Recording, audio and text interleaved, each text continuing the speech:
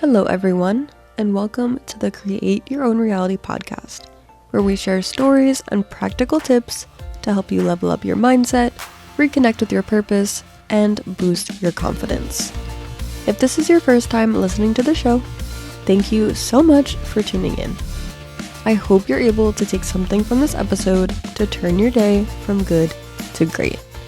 Let's get into it. As we move into a new month, I really want to take some time to reflect on the possibilities that are available to you. And those possibilities are endless. And I hope you truly know that.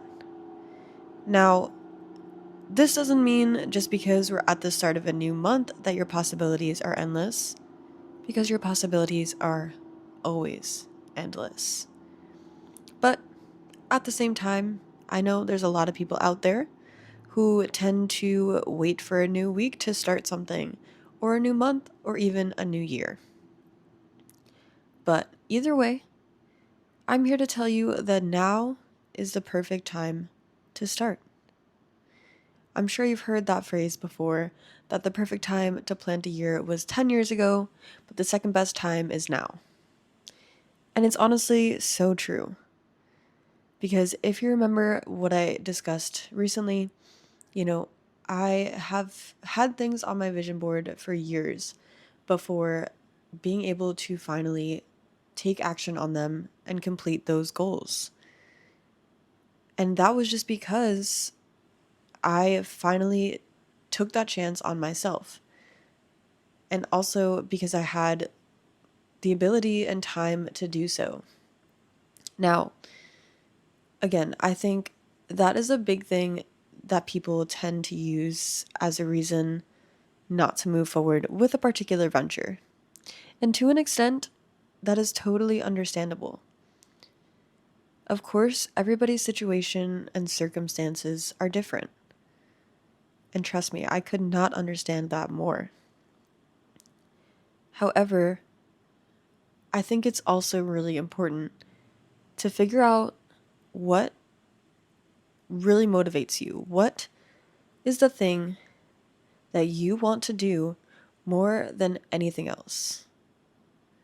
Really take some time to think about that. I don't really think that there is one super specific thing that is meant for every person. And I definitely used to feel that way. But as I've matured and grown up and continue to evolve as a human and learn and grow, I have just started to realize that the more you experience life, the more things you're going to be exposed to. Therefore, the more possibilities you have to make something your own, to make something of your life, to make something of the things that you're truly passionate about. And hey, maybe you're not 100% sure of what that thing is yet. And I also want to say that that is okay. Not everybody is graced automatically or instantaneously from birth with the thing that they're meant to do or the thing that they're most passionate about. But also, a lot of the times, that thing that you wind up being really passionate about to pursue and move forward with can wind up being a combination of some other things that you really truly love, or some other things that are really important to you. Like, for example, I grew up dancing my entire life. However, probably unlike most people, my biggest goal wasn't to actually perform on stage. My biggest goal was to choreograph and create. And I think that was a big reason for me also, of like a big inspiration and determining factor on wanting to, pursue becoming a Pilates instructor. And especially with Club Pilates where I work, they really stress about creative sequencing and really making the class your own. And that is something that I really enjoy doing. Of course, there are certain parameters and guidelines that we have to follow, but that also makes it a little bit more interesting because, you really have to think about it every time you teach. You're like, okay, I need to be able to fit these things into class in a fun and creative way. Now how can I go about doing that? So it's almost like a mini challenge that you get to explore every time you put together a class plan. So I think just having that aspect of being able to choreograph a class is something that always makes me excited and keeps me going, even on my most intense days when I have to teach really long hours. And now I want you to think about what that thing is for you. You know, I'll give you another example. Not that this is something I'm pursuing per se, but just as an example that, you might be able to follow.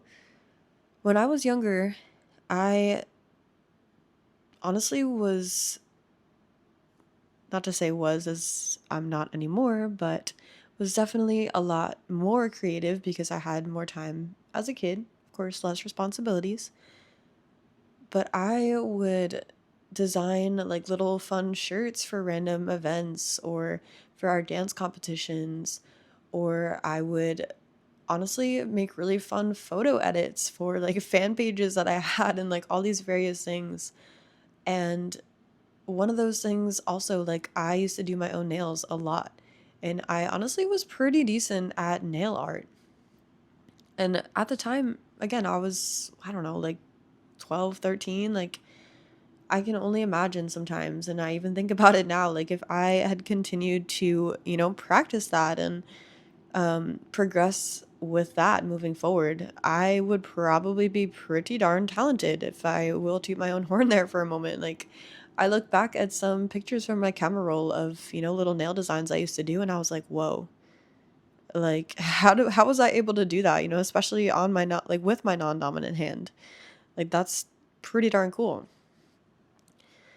So yeah, I really think that you need to take a second, if again, especially if you don't know what that thing is already, to one, just look at your life the way that it is right now. What are the things that you really enjoy about your life currently? And then what are the things that, you feel you would like to change or that could improve a little bit? After that, I want you to figure out what are the things that you really truly love and enjoy doing. What are those things in life that bring you joy? It can be something as simple as having your morning coffee, taking a walk outside, reading a book either in the morning or at night. It doesn't have to be anything crazy. And lastly, again, I think it always comes back to this, especially for myself in general, because it really is something that is truly so important.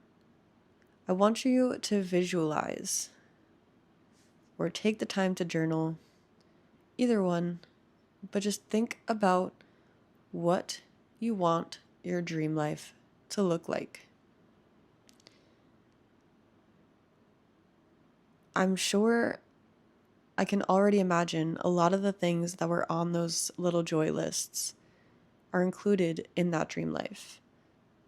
Because if things make you happy, of course you're going to want more of them, and that's natural. And I'm also sure that those things that you're maybe not loving about your life are definitely not included in that dream life, which again makes total sense. But now it's time to bridge that gap. How would you be able to slowly chip away or take away those things that aren't giving you joy, or those things that aren't bringing you happiness in your life? Is it something as simple as a perspective shift? Is it something as simple as, maybe not simple, but is it something such as moving to a different place, whether that be in the same city or maybe a different city entirely? Switching a job, starting a new career, just taking the time to figure out what you can really do to make that first initial change, to really bridge that gap, to move yourself closer to your dream life. And make this evaluation pretty frequent. Especially, again, I feel like some people really wait until something really drastic happens, until something really bad happens in their life, before they take time to reflect and really figure out what it is that's going wrong or that's not super enjoyable for them. But just instead of waiting till some quote unquote catastrophe happens, just spend some time every week or every month to just look back and figure out what were the things that made you really happy that month. I know in the planner that I'm using right now, I think that's one of the things I didn't even see at first when I was flipping through it, but it's actually become one of my favorite little things to review at the end of the month. It's like, what were the things that really made you happy? What were some things that you need to improve on? Just has a really long page of reflections in all different areas. And it's also made me start making little notes about my days within my planner, so that way when I look back through my month, I'm able to actually identify, what were the things that really made some of these days great through the past month? Or again, what were some of those things that maybe weren't perfect within that last month? Because you're always going to have good days and bad days, regardless of how much of your dream life you may be living in. Now, I know that was a lot of information. I'm sorry, I really felt passionate as I was going through that. But again, I really just encourage you to take that time as we enter into August and figure out what small changes you can make to help move you closer to that dream life. Or better yet, what is one main action you can take in the month of August that will help you move closer to a semblance of your dream life by the end of the year? I know I've mentioned this before, but when setting goals, it's really important to have somewhat of a timeline for yourself. Otherwise, they may not ever get completed.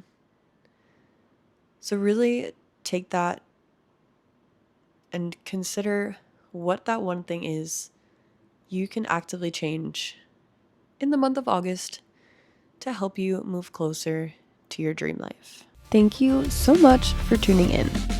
If you liked this episode, please be sure to leave a review and share it with a friend. Comment down below to share your takeaways with others and join the email list from the link in the show notes. Until next time, stay motivated, be inspired, and don't forget to encourage others.